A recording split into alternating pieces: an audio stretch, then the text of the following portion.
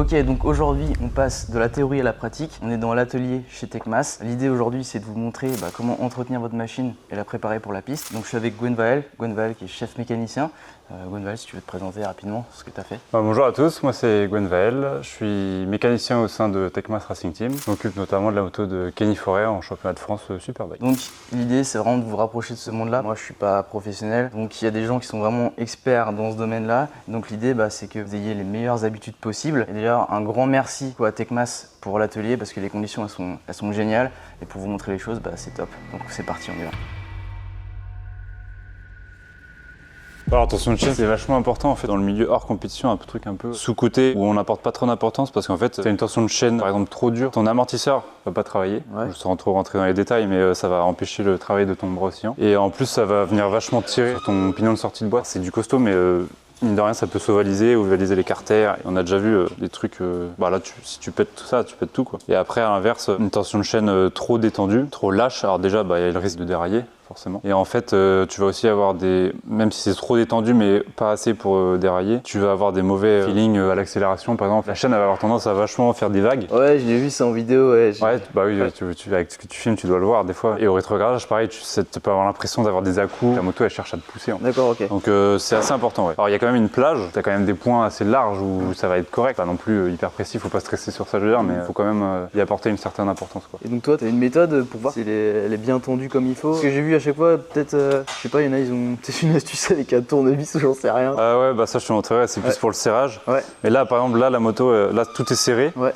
Donc comme si c'était prêt à partir. Et donc nous on connaît bien les BM maintenant, donc on le fait un peu au feeling. Enfin d'ailleurs les mécaniciens d'expérience font toujours au feeling sur les motos. Hein. Et faut qu'il y ait un certain débattement en fait. D'accord. Et l'outillage, en général c'est marqué sur les bras oscillants, les motos d'origine, le jeu qu'il faut. Et en fait ça se mesure tout simplement au réglet quoi. Ouais. En fait, tu vas venir te mettre comme ça. Tu prends ton point le plus bas et ton point le plus haut quoi. Donc là pour la BM, tu vois c'est un petit peu un poil lâche. Mais elle est peut-être un peu vieille. Non là elle est bien. Tu vois. En gros, moi je l'attends là, il faut que ce soit un petit peu lâche en haut. Okay, et après, je connais pas tous les modèles de moto forcément, donc c'est un peu propre à chaque modèle, mais très souvent c'est marqué sur le bras oscillant, où il faut pas hésiter à voir la revue technique. Je dirais qu'en partant de ce qu'ils disent d'origine, ce qu'ils préconisent d'origine, il faut prendre le jeu le plus haut quoi. Ok. Et tu vas être pas mal à mon avis. Ok. Donc ouais, pour faire attention au chaîne, il faut forcément desserrer ton axe pour libérer la roue. Pas besoin de tout enlever. Et après en fait on va tout simplement venir jouer sur la vis qui est là. Donc il y a un contre-écrou de sécurité qu'il faut venir desserrer en premier. Et après en fait en jouant sur cette vis, en fait on va voir la chaîne qui va se tendre à l'œil. Hein. Ah ouais, c'est bon, ouais. Voilà. Bon. Là tu vois, elle est trop tendue mais c'est pas horrible, tu vois. Ça peut être roulable. Et après, en fait, si tu sens trop, forcément. Et j'ai déjà vu des chaînes pires que ça sur la piste. De toute façon, c'est toujours le même système, je veux dire, sur toutes les motos. Je veux dire, c'est pas propre à BM. Non, ça c'est pareil pour tout le monde. Ouais. Donc après, le jeu, c'est d'être le plus aligné possible. Parce qu'en fait, forcément, si ta roue, elle est de travers, la chaîne va travailler de travers, ça va bouffer la couronne pas comme il faut. Et là, ça se voit presque, en fait, la chaîne a fait une courbe. Ouais, donc c'est pour ça qu'on a des repères sur le bras oscillant pour aligner les deux pareils. Ok, d'accord. Et nous on va aller au-delà, on va vraiment le faire au pied à coulisses pour faire au 10e près quoi. Là je vais la régler. En fait ce qu'on fait souvent en compétition, enfin même en garage je pense, c'est mettre quelque chose de cylindrique dans la couronne, tirer comme ça et en fait de venir mettre en tension et ça a pour effet de vraiment plaquer la roue dans le fond du tendeur de chaîne en fait. Ok. Et vraiment tu serres ta roue comme ça. Petite clé dynamo qui disait... Ouais, indispensable, surtout quand il s'agit des roues et des freins. Et au moins on se pose pas de questions, tu serres jusqu'à ce que ça claque. Et là tu serres à combien hein?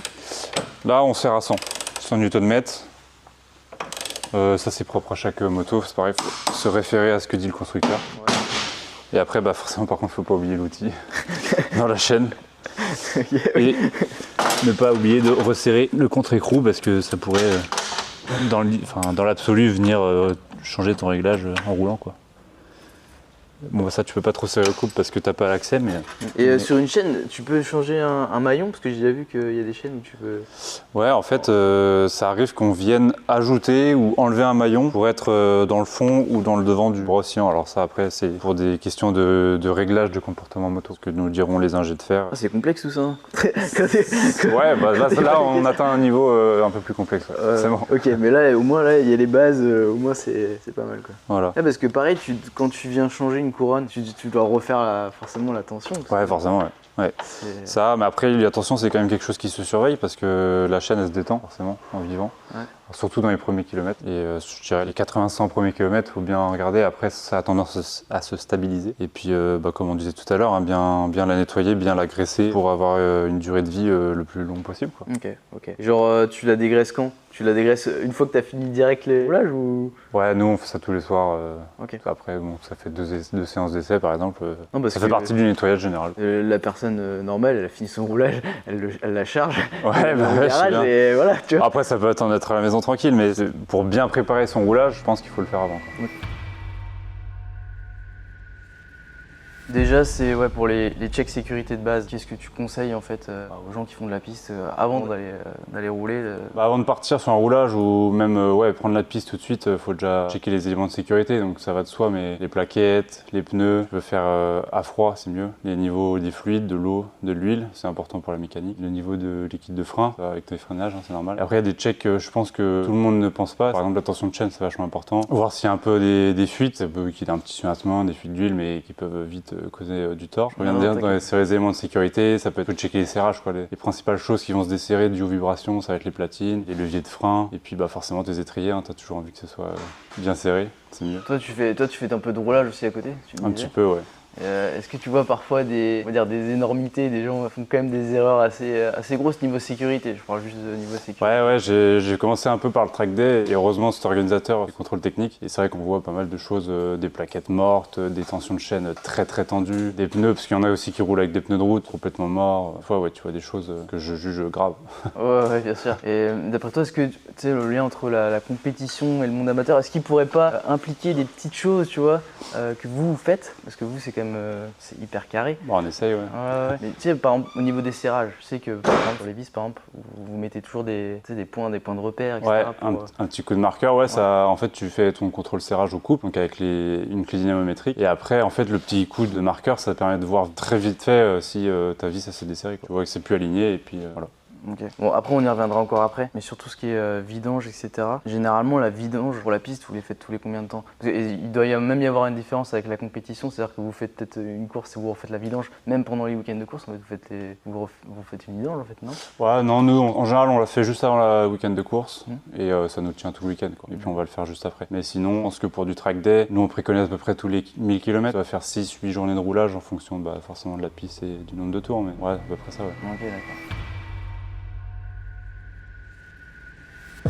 Peut te permettre de prendre un chiffon pourri quand même. En fait, on vient surtout dégraisser à l'intérieur de la chaîne.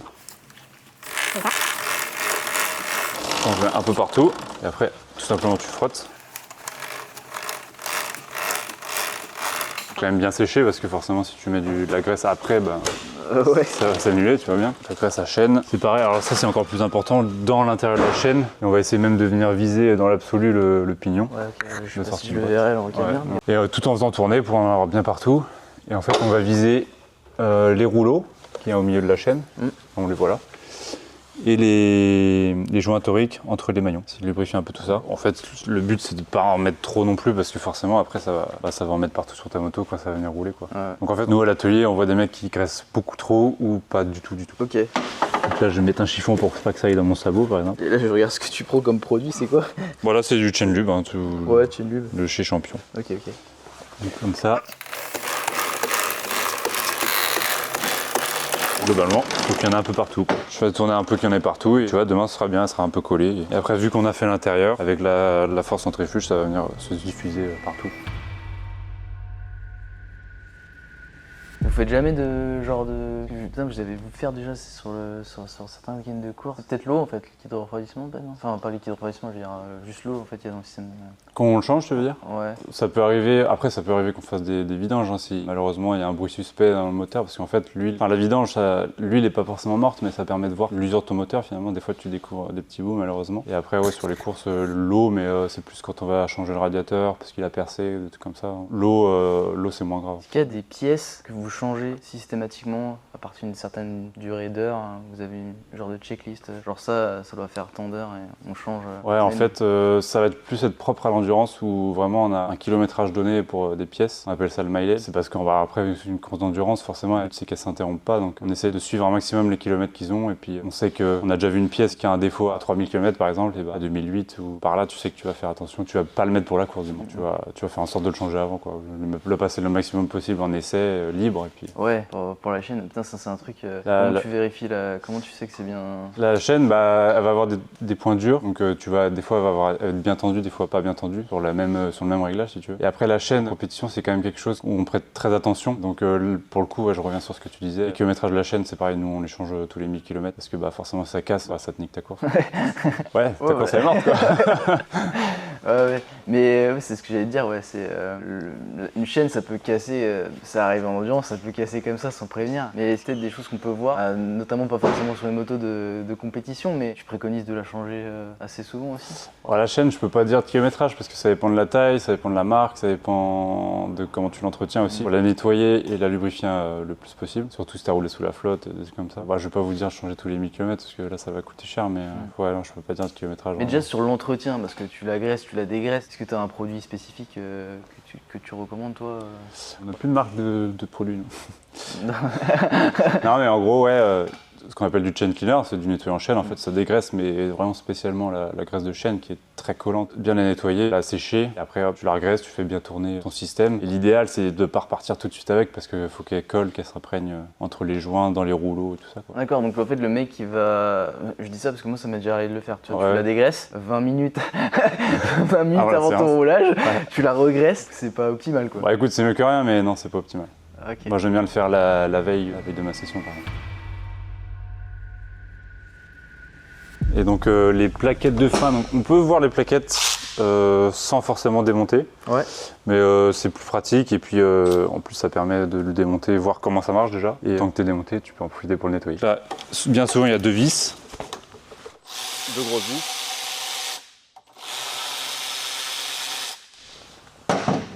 Toi t'as le bon outil. Hein. Ouais, ça j'avoue que tout le monde ne l'a pas, mais à la main c'est juste un peu plus long, mais c'est pareil. Hop, là faut faire attention à la jante. Surtout sur les étriers radio comme ça. Et là on voit bien les plaquettes et les pistons. Donc celles-ci elles sont pas trop usées a priori. Et encore qu'elles s'usent un peu de travers, tu vois. Où ça devient critique, c'est à bout de... Attends, je vais vous montrer. Donc là, je te dis, il n'y a pas de vis pour l'enlever, mais...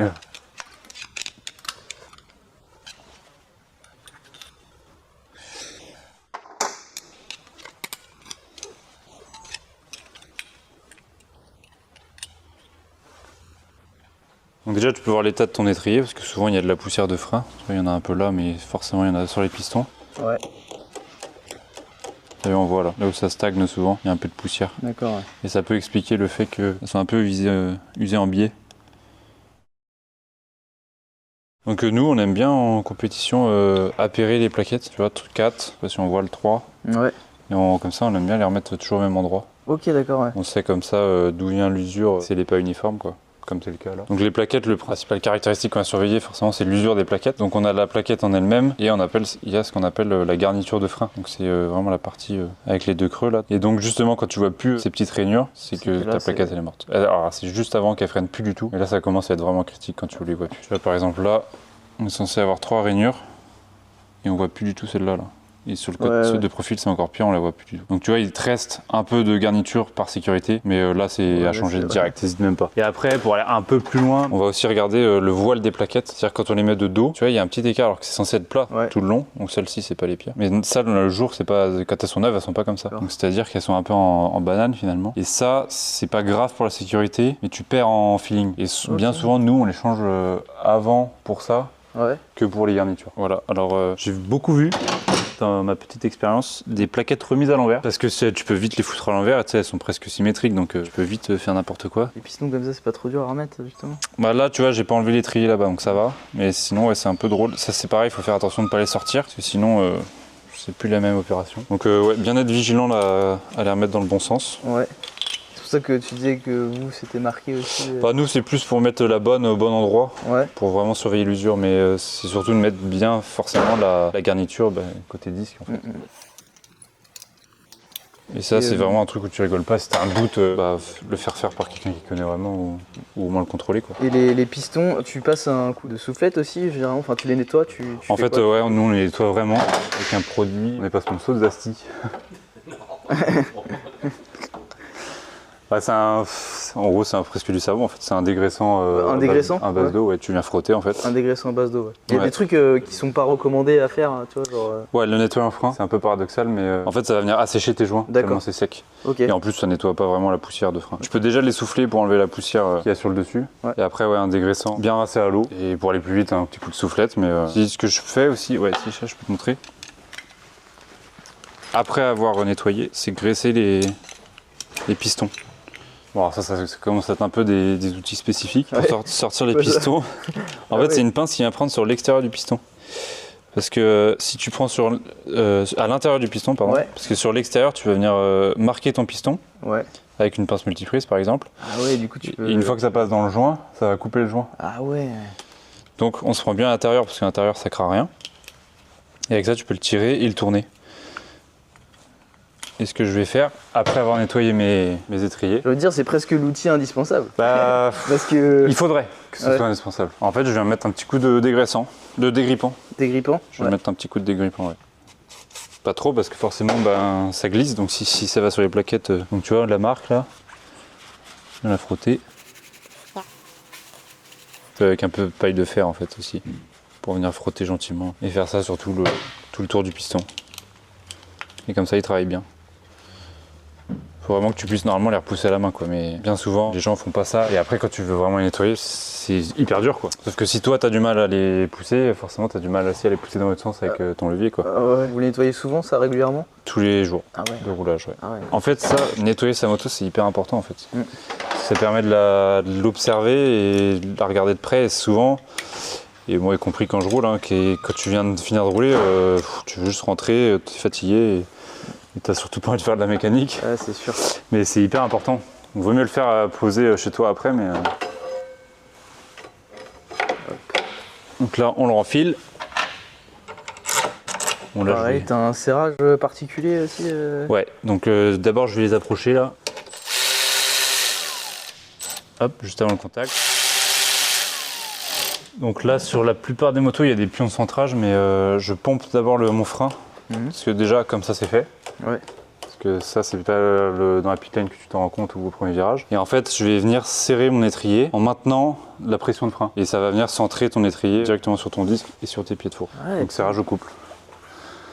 Après là, on commence à... C'est pas non plus nécessaire, quoi. Ça va pas changer ton freinage, mais ça joue sur la liberté de ta roue, qu'on recherche quand même en compétition pour enlever le moins de frein possible quand on n'est pas freiné, justement. Donc bien souvent, les étriers comme ça, radio, avec des grosses vis, c'est 40 Nm. Je pense que si tu mets ça sur toutes les motos, c'est pas déconnant, quoi. Tu vois, je vais venir l'approcher un peu plus.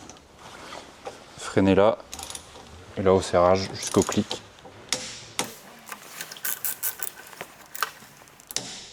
Hop, tu peux refaire un double contrôle. Hop. Hop. Et puis les petites épingles quand on a, ou du fil à freiner directement.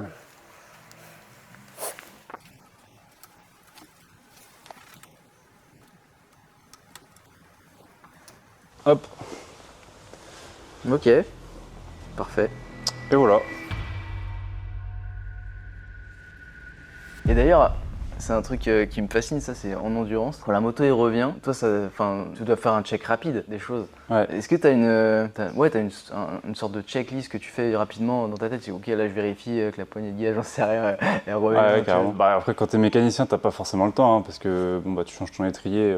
Après, c'est direct autour de l'essence, donc à partir de là, tu peux plus rien faire. Forcément, tout le temps que tu peux regarder, tu regardes un max. Donc, je regarde les fuites. Ça peut être un câble qui passe pas bien, qui s'est décroché rapprocher de, je sais pas, un exemple qui a pété. Je regarde, par exemple, en super stock, on fait pas forcément l'avant tout le temps, que l'arrière oui, donc on regarde ce que font les collègues, s'ils n'oublient pas de serrer quelque chose, de pomper le frein. Et après, tu regardes la moto dans sa globalité, mais ça passe tellement rapidement que... Ah ouais, j'imagine. J'essaie de faire le parallèle un petit peu avec l'aviation, tu sais, moi, quand je volais. Le mécanicien, il avait fait des choses, tu vois. Mais nous, on faisait toujours le tour de l'avion, on regardait toujours, tu vois. C'est ce que je veux dire. Est-ce qu'il y a un peu le même philosophie dans le milieu de la moto? C'est-à-dire que toi, le pilote, forcément, avec Kenny, il te fait 100% confiance, tu vois. Il n'y a jamais quelqu'un qui va repasser derrière toi au cas où, c'est pas dire que tu fais pas bien, etc. Mais tu sais, c'est toujours, il y a quelqu'un qui vient revérifier derrière. Souvent, là en tout cas moi cette année avec Kenny, on était en binôme sur la moto. Donc j'étais avec Louis qui m'aidait. Bon, c'était un binôme qui se passait bien, tu vois. Donc entre guillemets, on repassait l'un derrière l'autre. C'était pas vicieux, je veux dire. C'était vraiment pour aller dans le bon sens, quoi. Bon, c'est peut-être possible que ça arrive que quelque chose t'ait oublié, c'est des conneries, mais d'essuyer le bocal quand t'as fait ta purge ou des trucs comme ça, quoi. Donc on se le dit et puis ça permet d'avancer. Ouais, les contrôles moi, que je fais avant que ça parte, et ça peut être aussi en pleine séance si j'ai le temps parce que le pilote est encore en train de débriefer. Il y a un gros check visuel. Déjà je prends ma lumière, je vois s'il n'y a pas des fuites par rapport à d'éventuelles interventions qu'on a fait avant, ou même pas, hein, des fois la mécanique ça revient comme ça. Et tu sais, tu as un joint torique ici, tu as rempli l'huile, des fois il peut y avoir un petit suintement ou entre la protection GB Racing et le carter. Il suffit que tu aies mis une petite goutte, avec le chaud, ça va venir se fluidifier. Ça peut être le filtre à huile. En fait, quand tu nettoies bien ta moto, tout est sec. Donc en fait, dès que tu mets de la lumière, ça va être brillant et tu vas le voir direct. Ah ouais, pareil, le bouchon de vidange. Vu qu'on fait des vidanges souvent, voilà, des fois ça peut fuir. Qui est freiné aussi à la base. Ouais, qui est freiné, ainsi que les raccords d'huile. Ça, c'est le règlement qui l'oblige. C'est pas plus mal non plus. Le radiateur d'huile aussi, c'est pareil. Tout ce qui est huile. Ça c'est freiné obligatoirement. Et après, des fois, je sais pas pourquoi, ton plan de joint là, de carter carrément, il se met à suinter, un truc comme ça quoi. Alors c'est pas forcément grave, des fois il suffit juste d'essuyer et puis tu verras ça plus tard. Ouais d'accord, ça peut arriver que ça suinte un petit peu. Ouais, des fois, alors que ça l'a jamais fait et puis d'un coup. Après, les platines ça a tendance à se desserrer avec les vibrations. Donc des fois, je fais juste à la main déjà si ça se dessert. Après moi les contrôles serrage je les fais tous les soirs avec les bons outils et tout ça, mais là c'est surtout dans le cas de juste avant la séance ou pendant la séance. Ouais, très important. Moi tu sais que ça m'était arrivé que j'ai un calepier qui se barre. Ah ouais, franchement je peux Putain, ça surprend de ouf. Hein. Ouais. Et t'as beau le serrer bien des fois. C'est pour ça qu'on regarde nous tous les soirs. Ouais. Tous les soirs on fait un gros tour de la moto serrage. Tous les serrages que je vois en gros, on passe un coup de clé dessus. Donc c'est pour ça qu'on vous parlait des marques là. Hop, là elles sont bien alignées. Ah les petits points, c'est vraiment le truc. En fait c'est simple quoi.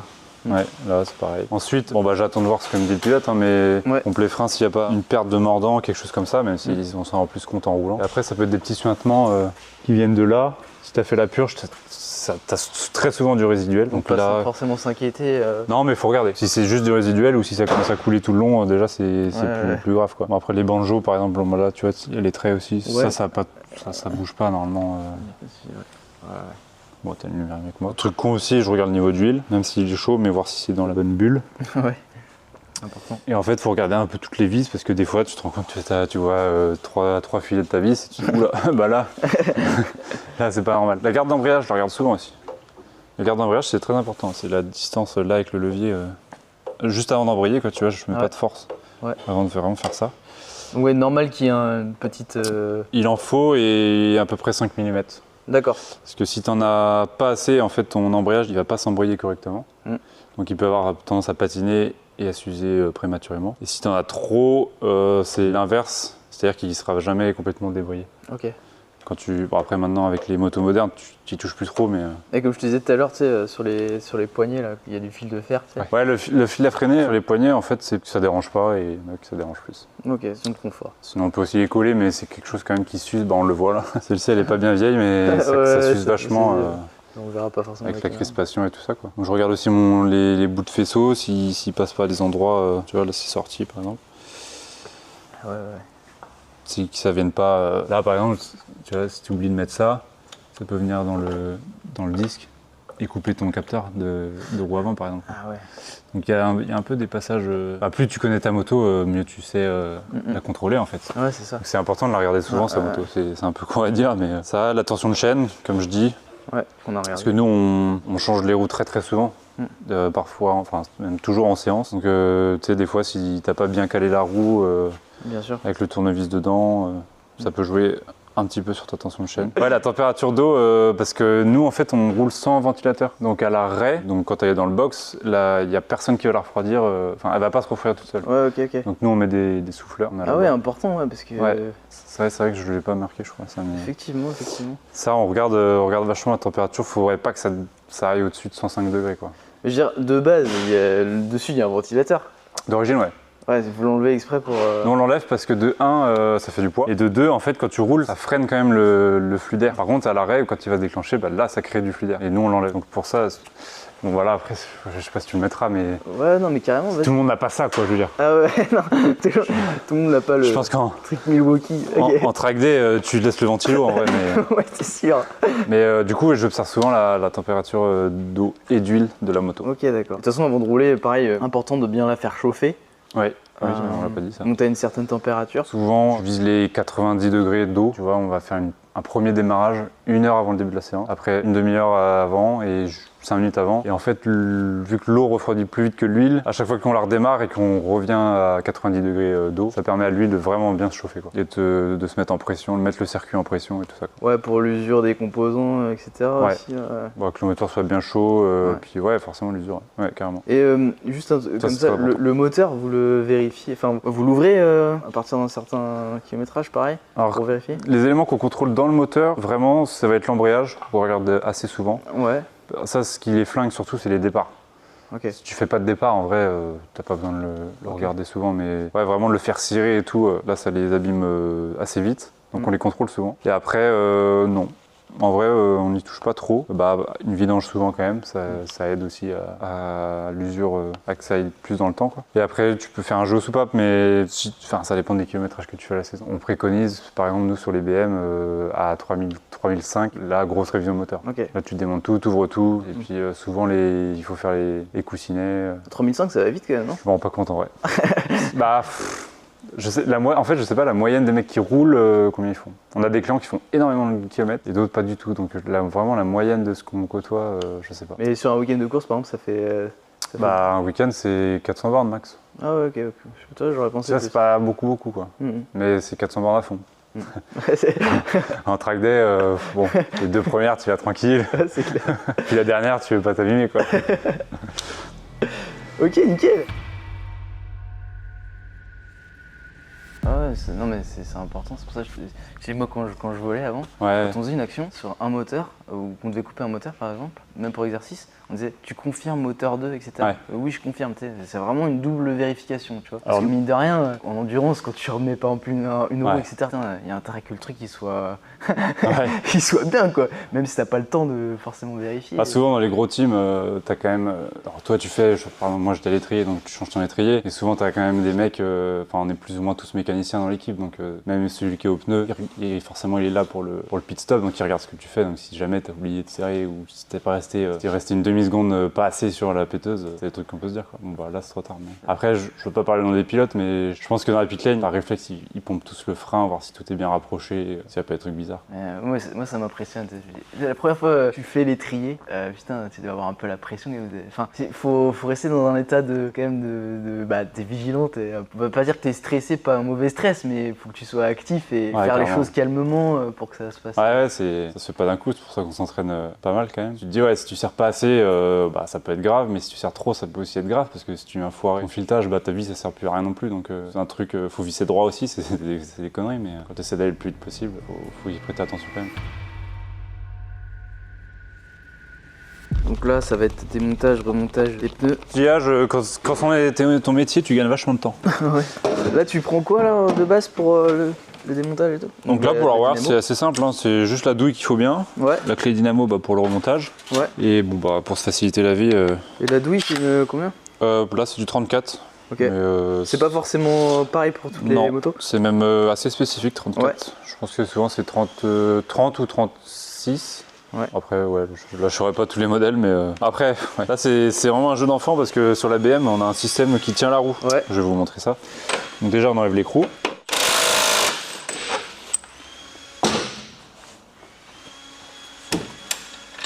Écrou rondelle. D'accord. Et en fait, ce qui est trop bien avec la BM, c'est que quand tu tires l'axe, la roue elle tient. Ah ouais. Et ça, il n'y a que elle qui fait ça. Donc sur les autres, c'est galère quoi en fait. Ah, sur les autres, ouais, faut la tenir. Faut que tu enlèves ta chaîne, faut que tu tiennes. Et en plus, souvent, il y a l'étrier qui va venir t'embêter aussi. Donc là, moi, j'ai juste à la pousser. En fait, en la poussant, ça va venir te détendre la chaîne. Ouais. Et là, justement, tu vas pouvoir la dérailler finalement. Hop. Okay. Donc nous, on a juste à tirer dessus là. Et voilà, tout simplement. Donc à ce moment-là, souvent celui-là, il essaye de partir, donc autant l'enlever tout de suite. Ouais. Évidemment, je dis ça. Hop. Des petits trucs. Et ça, pareil. Donc porte-couronne et amortisseur de couple. Ah là, pour le coup, eux, ils sont scindés tous ensemble. Ouais, ça c'est aussi bien. Ouais. Ouais, c'est vrai que sur la plupart des modèles japonais, surtout, je dirais, ça se casse la gueule. Ah ouais, c'est une galère ça. Donc ça, autant laisser ça là, ça nous sert pas, même pour l'équilibrage, ça sert à rien. Et donc on peut aller se diriger vers la machine à pneus. Donc bah tout le monde n'a pas une machine à pneus, mais mais c'est un bon investissement. Mais pour la démonstration, c'est mieux quoi. Donc il faut déjà commencer par enlever l'air du pneu, forcément. Ouais. Donc là, pour ceci, on va utiliser un démonte-obus. Ça c'est un outil que tout le monde peut acheter, ça coûte pas cher. Ça va, en fait, ça enlève l'air plus vite quoi. Un obus, c'est ça. Ok. Ça c'est pareil, hein, ça doit pas coûter très cher, souvent on en a à la pelle, ça peut se réutiliser. Hein.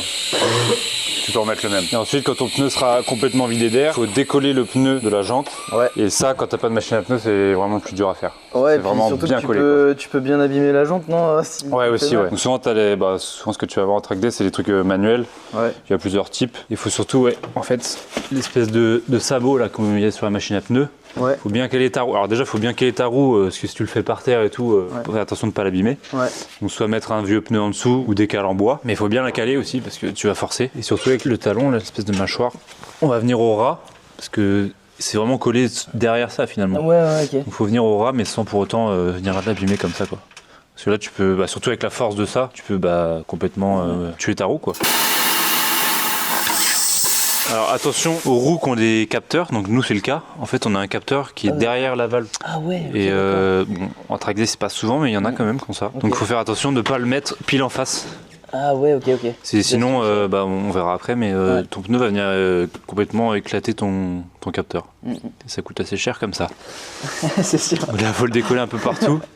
Les pneus de piste ils sont assez mous par rapport à des pneus de route, donc ça se fait assez bien.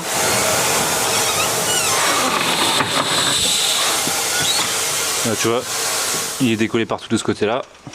On fait pareil de l'autre côté. Ah, ok, en fait tu fais deux fois de chaque côté quoi après. Ouais, sur des pneus de piste, c'est ce que je disais, c'est assez mou, donc tu peux le faire que 2 fois, mais de toute façon ça se voit. Tu vois, si tu peux faire ça, c'est que c'est bon. Okay. Mais sinon les pneus de route, souvent c'est un peu plus dur, faut faire au moins 4 décollages.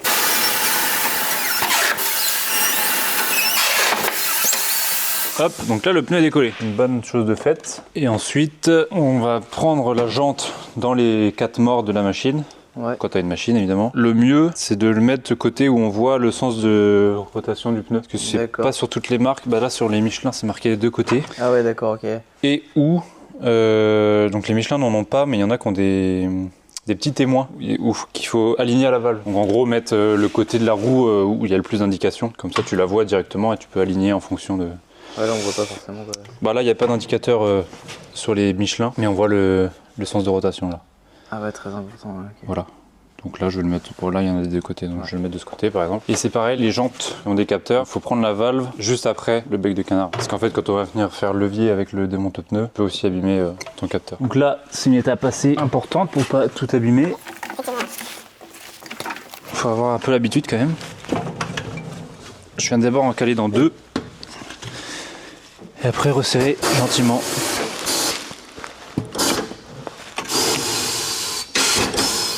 Hop, et voilà. Elle est bien calée quoi. Là c'est bien décollé. Donc là le petit bec là que tu disais. Voilà, donc là c'est pareil, fais attention. On va se prendre sur le bord de la jante, verrouillé. Et donc je vais me prendre un tout petit peu après. Voilà, genre là.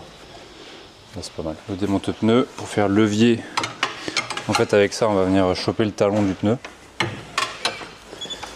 Pour faciliter la tâche, il faut appuyer là pour donner un peu de mou en fait, à l'opposé. Passer le talon sur la boule. Et tourner. Donc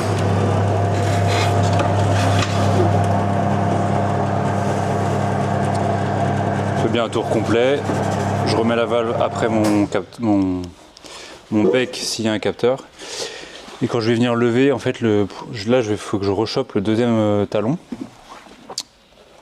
Il faut que j'évite le capteur qui est là. Hop. Et là, pareil.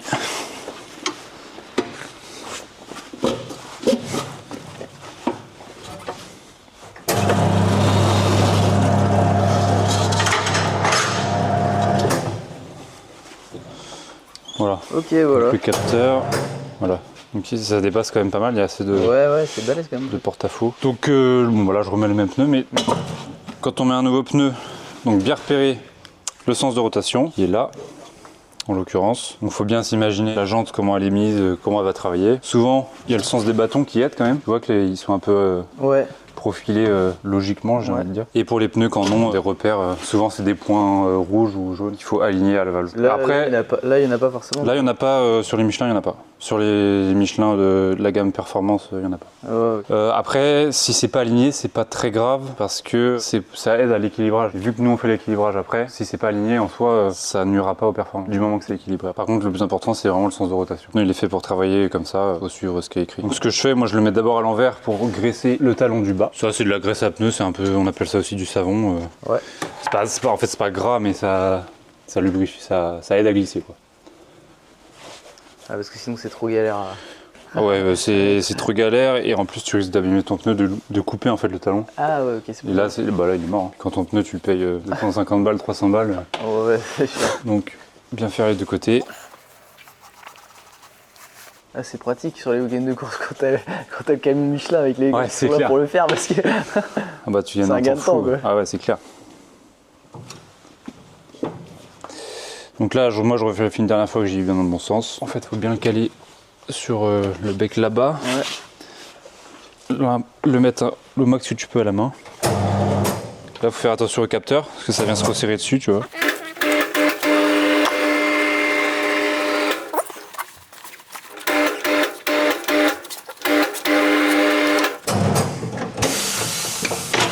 Voilà, le pneu est en place. C'est plus facile à remettre que enlever. Avec la machine, ouais. Ouais. Sans machine, je sais pas.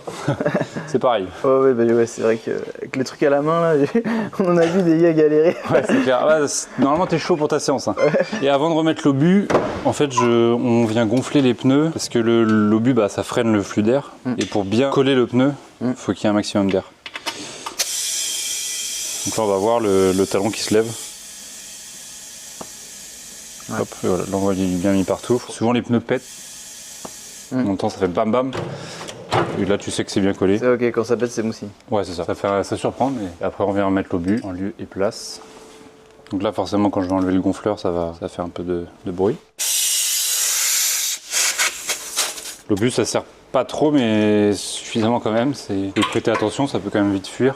C'est pour ça qu'après il y a le bouchon quand même. Moi de la pression je la refais qu'après, vraiment sur la moto. Quand c'est monté sur la moto, ouais. Voilà, après chacun fait comme il veut, faut surtout pas oublier de la faire quoi. Parce que quand tu viens coller le pneu, souvent il y a vite 3 barres dedans quoi. Ouais. Et c'est pareil sur les track day, je me rappelle à l'époque, tu dis bien aux gens attention, j'ai pas fait la pression quoi. Les gens pensent que tu montes le pneu mais on fait pas attention à ce que c'est comme pneu, à combien tu roules toi, donc vraiment tu fais ça après quoi.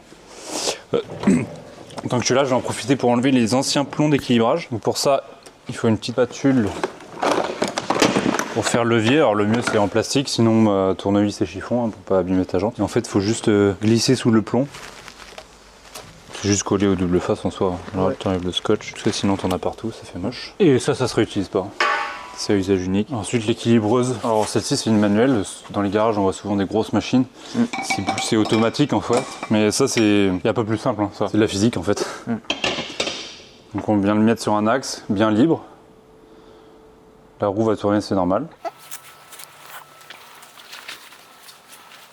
L'équilibrage c'est quand même assez important hein, selon. Une fois on va mettre 40 grammes. Et 40 grammes ça se ressent vachement. Alors souvent, c'est la vérité, hein, c'est plus important à l'avant parce que c'est là qu'on a le plus de ressenti dans le guidon. Et puis c'est là que ça fait le plus peur. Quand c'est sur les freins ou sur l'angle un peu, t'as des mauvaises sensations. En effet, ouais. Mais l'arrière c'est quand même pas à négliger. Souvent ça se sent moins parce que t'as toute la chaîne qui bouge, t'as la traction machin. C'est déjà arrivé dans des chutes dues à vraiment un mauvais équilibrage d'un pneu. Des chutes non. Des chutes, non, mais le feeling, ça joue vachement sur les performances. C'est quoi le pire qui puisse arriver? Ouais, c'est un mauvais équilibrage. C'est le feeling, et si vraiment, ouais, le pire, ça peut t'apporter vraiment du dribble. Ah ouais, du dribble. Comme on doit le pouvoir voir sur certaines de tes vidéos, à mon avis. Des motos qui travaillent vachement, alors que c'est pas normal, quoi. Ouais. Donc après, quand t'as 5, 10 grammes, 15, je pense que pour un amateur, c'est pas très très grave, surtout à l'arrière. Après, ça dépend des pilotes, hein. Il y a aussi des pilotes très expérimentés qui ont pas trop de feeling, et d'autres qui en ont beaucoup, quoi. Donc là, en gros. Ça peut amener à réflexion, genre quelqu'un qui a un ressenti bizarre sur sa moto, il dit ah bah tiens, est-ce que tu vois, genre. Ah ouais, il y en avait, y a un bon beaucoup de ça. Hein. Ouais, carrément. Nous, c'est les premières choses qu'on regarde. Donc là, en gros, je vais t'attendre que la roue s'arrête. Et naturellement, elle va s'arrêter et le poids le plus bas sera en bas. Moins rapide que les grosses machines, ça coûte aussi moins cher. En soi, il faut juste un axe et c'est tout, en fait. Voilà. Là, je vais m'équiper d'une petite craie. Je vais noter le point le plus haut. Parce que du coup, le point le plus haut, c'est le plus léger. C'est là où on va pouvoir mettre du poids. Forcément, on ne peut pas en enlever en bas. Ouais. On peut qu'en rajouter en haut, quoi. Là, je fais un petit trait sur mon pneu. Bien dégraisser la surface sur laquelle on va mettre le plomb. Effectivement. Ouais, là, on y va petit à petit. Alors là, nous, avec l'expérience, on sait à peu près comment commencer. Tu vois, je vais mettre à 90, mon repère. Là, il y a quand même beaucoup. Donc là, il faut y aller petit à petit. Je pense que ça, il y a au moins ça. C'est des poids de combien, ça? Ça, c'est des points de 5 grammes. Il y a 10 ou 5, en fait. C'est marqué dessus. Et t'en mets jusqu'à ce que ta roue ne bouge plus. Je vais y aller petit à petit. Je reprends mon repère. Là, je le mets de travers parce que je suis pas sûr de tout mettre. Tu vois, je vois bien que quand je lâche, ça bouge encore. Moins vite, donc c'est mieux, mais il y a plus que ça à mettre. Ok. Je pense que je peux en mettre la même chose. Commence à s'en rapprocher. Je vais mettre de l'autre côté parce que sinon ça peut charger. Ouais. Vas-y, mets de l'autre côté. T'as compris le principe, quoi. T'as vu, c'est fou, j'ai remis le même pneu. J'ai enlevé 10 grammes tout à l'heure. Ouais. J'ai remis le même pneu, pas au même endroit. Ouais. Et il n'y a plus du tout pareil. Ouais, comme quoi c'est.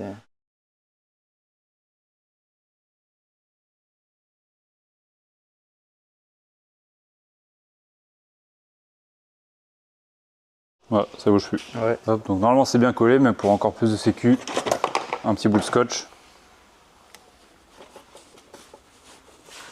Pour vraiment pas que ça s'enlève en roulant. Il y a eu le cas où ça s'est enlevé. Ouais, là souvent, déjà, les plombs, il y a un peu de tout et n'importe quoi en termes de marques. Il y a des marques un peu moins bien et en fait, dès que ta jante elle chauffe avec ta couverture chauffante, ça se décolle et ça c'est pas fait forcément pour la piste, enfin, pour être chauffé quoi. Et voilà. Merci, c'est top. Hop, bon là t'es pas trop sale, mais t'en profites pour la nettoyer un peu. Là, remettre avec la chaîne, c'est souvent une galère. C'est une galère, sauf quand t'as une mais roue plus facile avec BM. Ouais, complètement. En fait, faut leur dire d'acheter une BM. En fait. Acheter BM. Voilà. C'est celle qui gagne. Hein. Championnat de France du moins. Championnat du monde aussi, on va. Ouais. Hop, bien remettre le porte-couronne. Et ensuite, bon bah là, quand on est là, on peut regarder les plaquettes arrière. Ah ouais, c'est... Et pas grand chose d'autre à regarder. Ouais, en fait, c'est galère sur les motos qui n'ont pas ce système-là parce que, en fait, tu mets ta chaîne, mais il faut aussi viser ton disque dans l'étrier. Ouais. L'étrier tient pas toujours d'origine, non plus. Ah, tu la rentres un peu de biais comme ça? Ouais, je suis obligé parce qu'en fait, tiens, viens de l'autre côté si tu veux. Ouais. Sinon, ça passe pas avec l'étrier. Ah ouais, d'accord. Tu vois, je suis embuté des deux côtés. Ouais. Donc, juste le fait de. Hop. Ça, c'est souvent par contre. Sur les autres modèles aussi, je pense. Hop. Ah ouais, là c'est... Faut pas oublier de mettre la chaîne avant de mettre l'axe parce que dans la logique des choses, tu pourras pas mettre la chaîne après avoir mis l'axe. Ouais. Peu importe les motos. Hop. Et voici.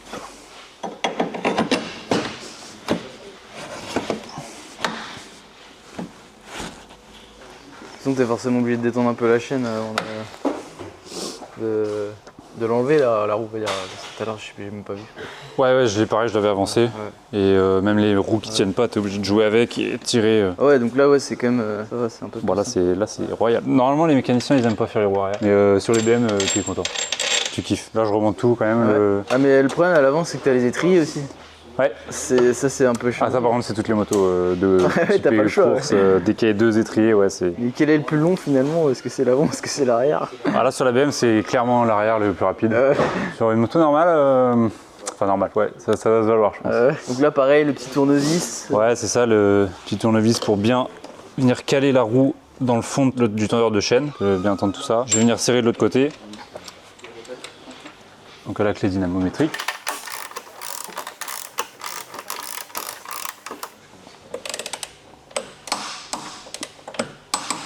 Pas oublier d'enlever l'outil qu'on a mis. Ouais, forcément. On peut faire tourner des fois. Ah oui, j'ai pas montré ça. Ça, je me rends compte que c'est vraiment bien BM. Sur un porte-couronne, là il n'y a juste pas de couronne.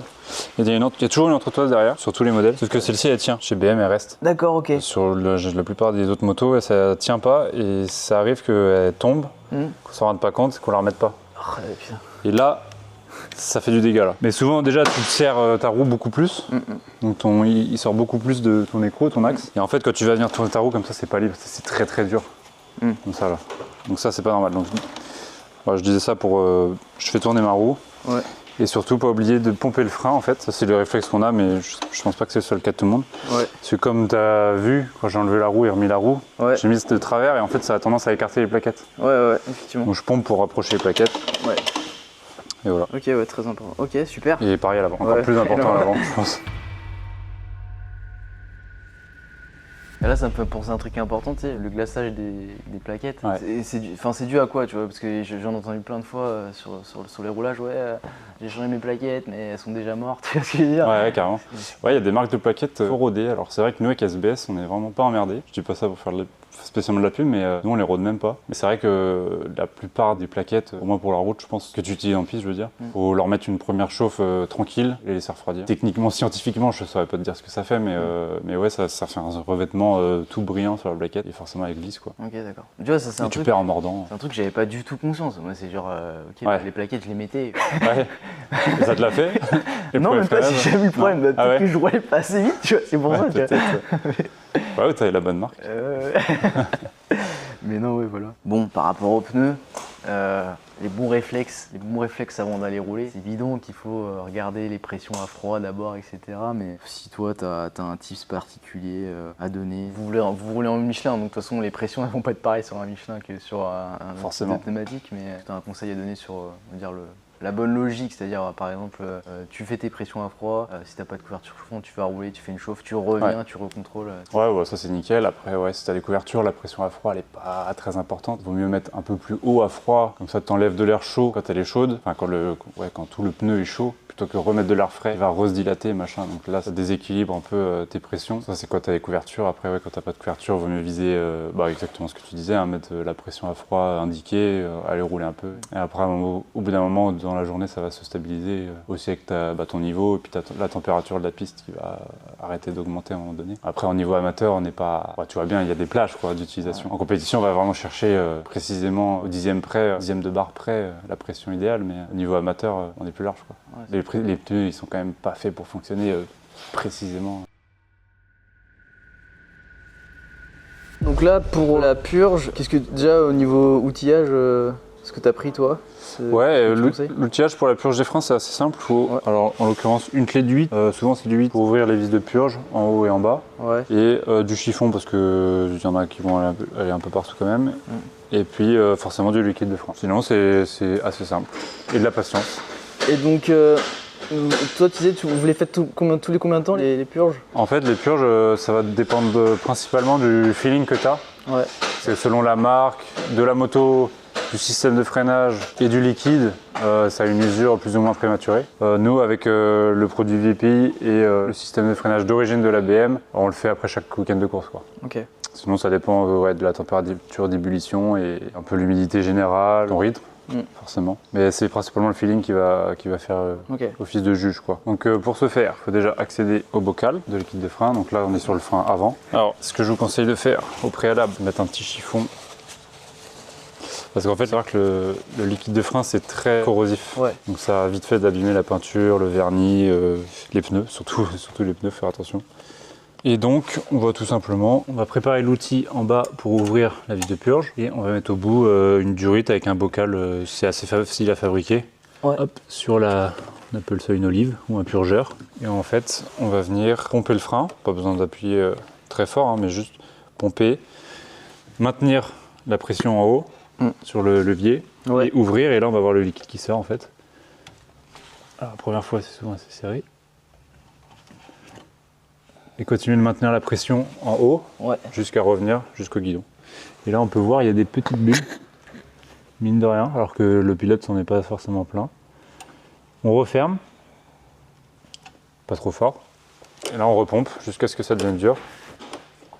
Ça peut être plus ou moins de temps si on a fait une vidange complète du système de frein. Et ben, il y a de l'air dans tout le circuit, donc il faut un peu de temps pour le chasser. Et après c'est vraiment au feeling, hein. Là on sent que ça devient dur assez vite. Et on répète l'opération jusqu'à ce qu'il n'y ait plus de bulles. Bon, il n'y en a déjà plus. Bien faire les 2 étriers. Si ton mètre-cylindre en est équipé, aussi le mètre-cylindre. Il n'y a pas toujours des vis de pur. Le plus compliqué, ça va être de ne pas en mettre partout quand on va enlever la durite. Parce que ça, faire attention à ne pas en mettre sur les plaquettes, sur les pneus.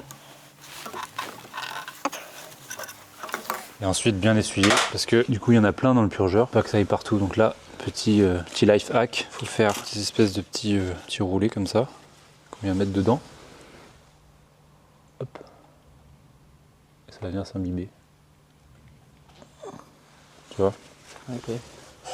Et sinon après on nettoie un frein ou à l'eau tout simplement. Ça se nettoie très bien à l'eau. Et quand tu remets du liquide après, tu peux jamais être sûr qu'il n'y a pas 0 bulle d'air. En fait, s'il y a de l'air là-dedans, c'est pas très grave parce qu'il va naturellement remonter dans le bocal. Ce qu'il faut pas, c'est surtout dans les durites. Là, la petite durite qui va au mètre-cylindre. Ouais. Et surtout les durites, là en l'occurrence aviation, mais faut surtout, le principal c'est surtout que lui, le mètre-cylindre ne chope pas d'air. Donc ça, après un petit coup de serrage parce que si c'est pas bien serré, on peut avoir une perte de pression, donc ça va et fuir de là, on n'aura plus de feeling, plus de mordant. Concernant le niveau de liquide de frein, si les plaquettes sont pas neuves, faut pas mettre au maximum. Parce qu'en fait, quand tu vas remettre des plaquettes neuves, ça va tout réécarter et ton niveau il va être trop haut. Okay. Donc là, tu vois, les plaquettes elles sont d'occasion. Je vais mettre un peu avant le max, quoi. Par là. Hop. Et si tu peux pas les mettre, si t'as pas assez de marge, si tu es au-delà du max, en fait, en chauffant, le liquide il va se dilater. Ouais. Ça peut venir freiner tout seul, bloquer ta roue. Alors ça va pas se bloquer d'un coup, mais ça va venir freiner d'un coup et tu peux te retrouver bloqué sur la piste, quoi. Donc voilà, bien nettoyer partout. Remettre les petits bouchons s'il y en a, pour éviter que la poussière rentre. Remettre la membrane. Et fermer ça aussi correctement. Parce que là, si tu perds le bouchon, t'es content. Et là, hop. C'est prêt. Tu me dis si c'était pas trop succinct ou... Si, c'est bien, c'est bien. De toute façon... Le principe est là, après, ça peut vite durer plus longtemps. Oui, non, mais c'est bon. Et là, tu sais à combien vous les chauffez à peu près la température sur un week-end de course, à combien il monte? Pour les Michelin, on va être à 90 degrés l'avant sans l'arrière. Et après, ça varie en fonction des... en fait, ça dépend de l'air que tu vas rouler en piste. Donc nous, on a des capteurs dans les jantes. Donc on sait à combien on roule, donc on sait à combien il faut les chauffer en amont. Comme ça, il varie pas trop entre le box et la piste. Et après, ça dépend aussi des marques de pneus, de comment ils travaillent et tout ça, quoi. Donc il y en a qui vont chauffer plus, il y en a qui vont chauffer moins. Il y a une certaine température de piste où tu sens que ça commence à se dégrader, ou par exemple s'il fait chaud, est-ce que le pneu a tendance à être, on va dire, sous-performant ou ça faudrait plus demander au pilote, mais il est... Alors je pense que la plupart des manufacturiers font en sorte que ça travaille vers 20 degrés, mais c'est aussi pour ça qu'il y a plusieurs gammes de pneus, quoi. Tu vois, chez Michelin, il y a le soft, medium, hard. Le hard, on va le passer dès 25 degrés. Le soft, c'est quand il va faire froid, par exemple, quoi. Toi, t'as un pneu que tu conseillerais sur la gamme, on va dire Michelin, du coup. Ouais, pour on va dire vraiment un mec qui débute, tu vois. Ouais, alors chez Michelin, ils ont un rainuré en plus qui est homologué sur route, qui s'appelle le Power Cup 2. Et en fait, c'est un pneu qui est fait pour chauffer très vite, donc il n'y a pas besoin de couverture. Et en fait, ils font ce même pneu en slick, c'est-à-dire que c'est exactement la même gomme, même carcasse, sauf que forcément, il n'est pas homologué sur route. Donc le mec qui fait que du track day et qui commence à avoir un petit niveau, c'est parfait. Le mec qui fait du track day et de la route et qui n'a pas forcément deux jantes, qui veut pas forcément s'embêter à changer les roues, le Cup 2, il fait très bien l'affaire. Après, je pense qu'on reviendra sur tout ce qui est l'outillage, par exemple. Ouais. Tu as des outillages que tu recommandes, en particulier des trucs qui sont genre vraiment importants. Quand tu arrives et que tu as une caisse à outils, tu as juste un cruciforme, c'est compliqué l'histoire. Ouais, c'est clair. Tu vas pas faire grand chose avec ça. Moi maintenant, par exemple, depuis que je fais ce métier, maintenant je peux plus me passer d'une clé dynamo. Je dis pas que je sais pas serrer sans clé dynamo, mais c'est rassurant, c'est un côté rassurant la clé dynamométrique. L'outillage, faut au moins de quoi changer tes pièces de chute. Donc ce qui va prendre en premier, c'est les guidons, les leviers, les platines. Donc faut au moins ces pièces-là, ces outils-là. Puis tu vois, par exemple, si tu as une japonaise, tu sais que tu prends du 8, du 10, du 12, du 14, et après avec ça tu fais toute la moto, quoi. Chez BM, tu as du T de 25, du T de 30, du T de 40, déjà t'es bien. Donc c'est aussi propre à la moto, mais bon, après en général, tu peux aussi solliciter l'entraide, t'es jamais tout seul à rouler. Il y a forcément un mec qui a le bon outil. Ouais, c'est sûr. Donc tu vas pas changer ton moteur ou ton embrayage, ou ça peut être des outils vraiment spécifiques. Tourne, on y va, c'est quand tu veux, Gwen, quand t'es prêt. Voilà, partie vidange du coup. Ok, partie vidange, donc voilà, nous on les fait après chaque week-end de course. Bon, bah, comme on disait tout à l'heure, je pense que ça vaut à peu près tous les 1000 km pour quelqu'un qui fait du track day. Ça permet d'économiser un peu son moteur, enfin du moins qu'il dure plus longtemps. Et en plus, si toi il y a des pièces qui s'abîment ou qui viennent à se casser, on le voit dans l'huile directement. En fait, c'est le seul moyen de savoir comment va son moteur finalement. Donc pour ce faire, c'est assez simple en principe, hein, c'est-à-dire qu'il faut juste enlever l'huile du moteur. Tu as ce qu'il faut pour le bouchon de vidange. Le filtre à huile, ça reste un peu entre guillemets technique. Il faut soit une clé à sangle, soit une clé à douille qui fait bien la forme du filtre. Ça c'est propre à chaque moto. Ouais, c'est un peu l'outillage un peu spécial. Donc très souvent les moteurs, là en l'occurrence, il n'y a c'est une vis finalement le bouchon, le plus bas possible de la moto. Ouais. Pour que l'huile puisse s'écouler entièrement quoi. Donc certaines motos, il y a plusieurs bouchons et il ne faut pas tous les enlever. Donc ça, c'est propre un peu à chaque modèle finalement. Donc nous, dans notre cas, c'est une moto de course. Donc on doit enlever les fils à freiner pour la sécurité, qu'on remettra après. Alors nous, on est obligé avec le règlement, mais c'est un élément de sécurité. Donc en vrai, tu vois, les organisateurs, ils pourraient pas l'obliger à tout le monde, mais ce serait bien. Ouais. Presque. Donc moi je commence par le bouchon de vidange, comme ça toute la plus grosse partie de l'huile coule et après j'enlève mon filtre en fait. Okay. C'est mieux de le faire à chaud parce que ça s'écoule plus. Par contre il faut faire attention de ne pas se brûler. Là on le fait à froid. Tu l'as fait chauffer longtemps ou... Nous on le fait pas, mais parce que en fait moi dans le cadre de mon travail, tu vois, une révision après course c'est le premier truc que je vais faire et le temps que je fasse tout le reste elle va couler quelques heures quoi. Ouais. Il faut du chiffon forcément. Donc on laisse couler et maintenant il faut que j'enlève mon filtre à huile. Donc là dans mon cas je vais être obligé d'enlever la durite de radiat d'huile pour pouvoir le dégager. Ouais. Ça dépend un peu de chaque moto. Modèle. Ouais. Mais c'est pas plus mal parce que du coup je vide aussi mon radiat d'huile. Ouais.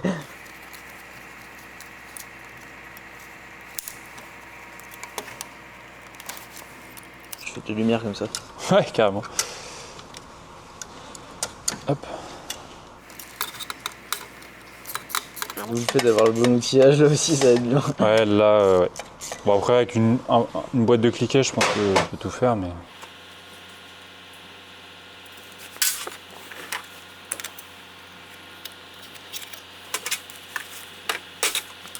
Et le petit outil indispensable. Là dans mon cas ouais c'est indispensable.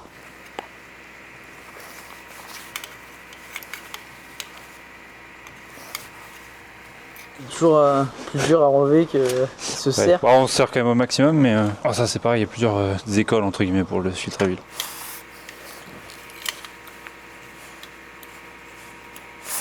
Alors ça je pense que je me trompe pas si je dis que c'est le cas sur la plupart des modèles de motos de course récentes. Et le filtre à huile peut aussi être à l'intérieur d'un carter moteur. Ah, ok d'accord. C'est pas forcément ça, c'est un filtre à huile qu'on appelle cartouche, donc il est externe mais peut aussi se trouver à l'intérieur. Pour les filtres à huile, il y a une marque en particulier que tu préconises toi ou... Filtre à huile, nous on met de l'origine, le plus sûr, après ouais, non c'est le plus sûr. Comme ça s'écoule aussi par les conduits du filtre à huile. Ouais. Donc là le temps que ça s'écoule, moi je vais juste récupérer mon collier qui sert à freiner le filtre. Ouais.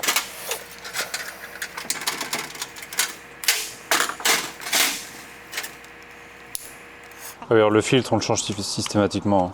Je sais que ça se fait beaucoup de faire juste des vidanges sans changer le filtre, mais ça sert pas à grand chose parce que si tu mets un filtre sale pour l'huile neuve, ouais, c'est pas... je vois pas l'intérêt. On change aussi systématiquement le joint de bouchon de vidange. Alors vous pouvez vous amuser à le remettre, mais si ça fuit, faut tout recommencer. C'est pas pour le prix qui coûte. Mais t'as un joint dedans avec... Toi tu parles du bouchon de vidange, ouais. Ça c'est pour le bouchon de vidange, ouais. C'est un petit joint, okay, un joint en cuivre. Sinon le filtre il est tout équipé. Ouais, tout équipé.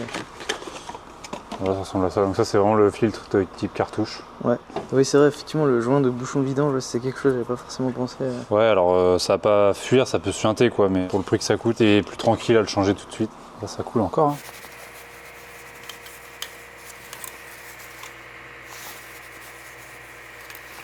Pour le nouveau filtre à huile, un bon réflexe à avoir, ça peut être de le remplir. En fait on va gagner du temps à amorcer le système de lubrification. D'accord, ok. Non, ça je pense que c'est un truc pas très connu, mais préserve ton moteur parce que forcément les premiers démarrages, mais comme sur tout véhicule thermique, le temps que l'huile remonte, et en fait c'est pas lubrifié là-haut. Là je lubrifie un petit peu le joint du filtre pour bien pouvoir le serrer, pour que ça fasse pas d'adhérence quand je vais venir serrer le filtre. Donc nettoyer le plan de joint.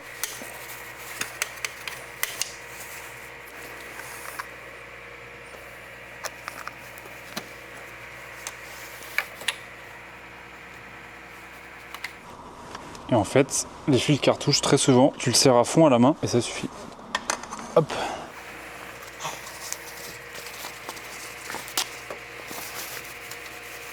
Là, tu vois, ça coule encore, donc je vais juste nettoyer le reste. C'est quoi que tu mets là comme produit là? Là, c'est du dégraissant type nettoyant frein. D'accord. Là, pour le coup, il n'y a que ça qui va marcher. En l'eau, ça va pas dégraisser. Ou l'eau savonneuse, mais tu vois, en termes d'accès, c'est compliqué. Et puis, essuyer au chiffon, là, il n'y a pas le choix. Puis, il y en a toujours qui coulent un peu long, t'en as un peu sur la ligne d'échappement, donc ça risque de fumer un petit peu au démarrage, mais on va s'inquiéter.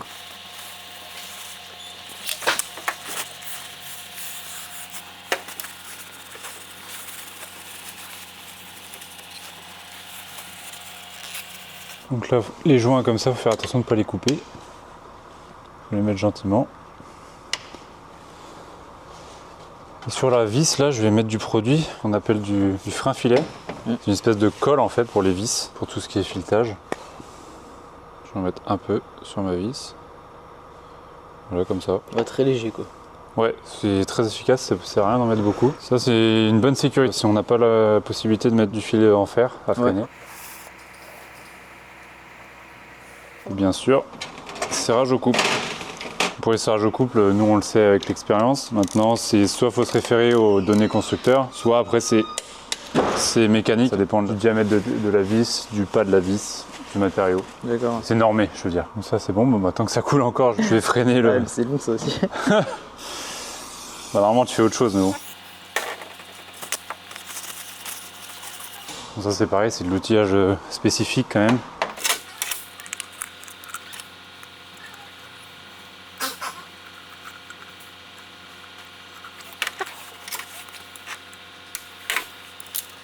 Là, en fait, avec le collier, je vais venir serrer le filtre à huile et avec le fil à freiner, je vais venir sceller la vis du raccord d'huile et le filtre à huile. Donc en fait, ils sont dépendants l'un de l'autre et ils peuvent pas se serrer chacun de leur côté, quoi. Un peu comme sur les étriers.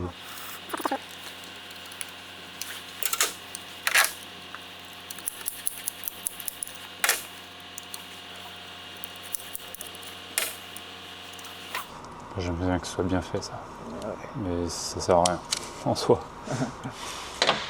Donc je l'ai peut-être pas montré, mais la vis est préalablement percée évidemment. Ouais, on voit qu'elle est percée. Ouais. Et après tu le mets dedans, ok.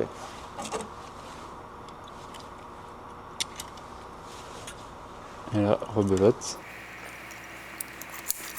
Petite astuce, replier le fil pour pas se planter par la suite. Ah ouais, ça. Et voilà, Ok, nickel. ça c'est sécurisé.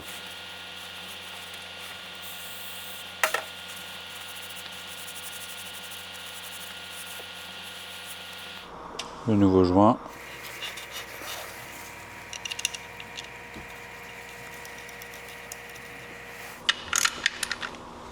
Oui, on va la travailler sur le bras, on va faire la carte au bras. Là, je vais pouvoir enlever l'huile parce que sinon t'as tendance à faire glisser des outils dedans. Pareil, freinage du bouchon de vidange.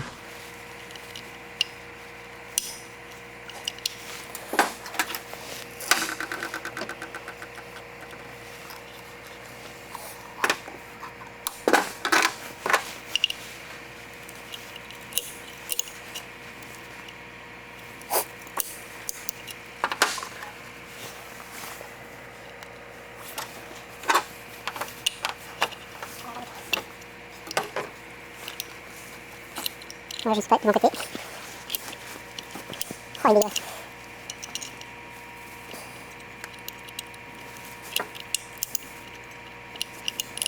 Oh là là.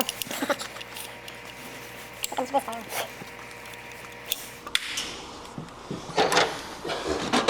Et forcément, ne pas oublier de remettre de l'huile. Tu remets combien à peu près là sur cette... Alors nous dans nos moteurs on est à minimum 4 litres, qui est plutôt pas mal pour une moto. Ouais. Alors l'avantage des motos qui ont un œillet comme ça, c'est que tu vois le niveau au fur et à mesure. Ouais, ça c'est bien. Il y en a encore beaucoup qui ont des tirettes. Et là, on va voir ce que dit le constructeur. Et après refaire le niveau dans tous les cas petit à petit. Mais... Là, moi je sais que je peux mettre 4 litres sans me poser de questions, là. Quoique j'ai pas vidé le radiateur. Par habitude, ouais. Ouais. Bon, après souvent c'est conditionné en 4 litres, hein, les bidons d'huile. Donc t'as au moins 4 litres et t'es bien.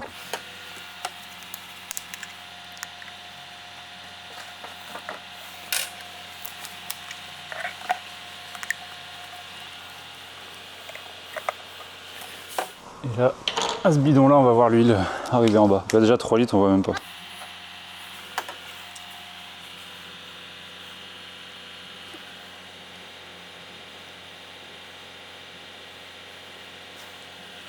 Donc ce que je fais, c'est que je vais me mettre plutôt dans la partie haute de la bulle pour le premier démarrage. Et après, en fait, vu que ça va s'amorcer et que je la fais chauffer un tout petit peu, le niveau va redescendre. Il faudra sûrement remettre. Quand t'en remets, t'en remets beaucoup enfin... Bon, ça dépend des motos, hein. Je connais pas tout le monde, mais je pense que je vais redescendre en dessous de la moitié là. Et après, en week-end de course, par exemple, je regarde à ce que je descende pas trop en dessous de la moitié. Donc après, avec la BM type Superbike comme on a là, on a une option qui est vachement cool, c'est que je peux faire tourner le moteur en coupant l'allumage. Donc en fait, je vais juste faire tourner le moteur dans le vide, volontairement. Ouais. Et ça a pour effet de mettre sous pression le circuit. Ça ressemble à ça. Et sur une moto classique, si vous ne pouvez pas faire ça, essayez de juste mettre des petits coups de démarreur sans démarrer pour que le circuit se mette gentiment en pression. D'accord. Ça, une fois que c'est amorcé, je vais la démarrer 10-15 secondes, la couper et voir vraiment mon vrai niveau.